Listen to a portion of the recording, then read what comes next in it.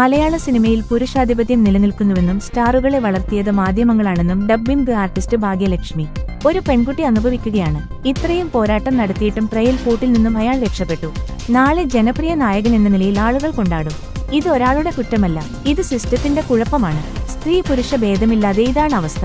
ഇത് മാറണമെങ്കിൽ പൊതുജനവും മാധ്യമങ്ങളും വിചാരിക്കണമെന്നും ഭാഗ്യലക്ഷ്മി പറഞ്ഞു. തിരുവനന്തപുരത്ത് IFFK ഓപ്പൺ ഫോറം വേദിയിൽ സംസാരിക്കുകയായിരുന്നു ഭാഗ്യലക്ഷ്മി.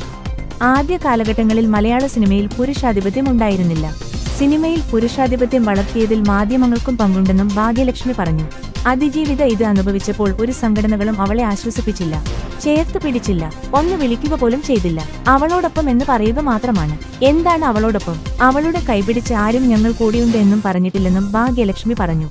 നടി ആക്രമിക്കപ്പെട്ട കേസിലെ കോടതി വിധിക്കെതിരെ നേരത്തെയും ഭാഗ്യലക്ഷ്മി പ്രതികരിച്ചിരുന്നു. ശിക്ഷ കുറഞ്ഞുപോയെന്നാണ് ഭാഗ്യലക്ഷ്മി പ്രതികരിച്ചത്.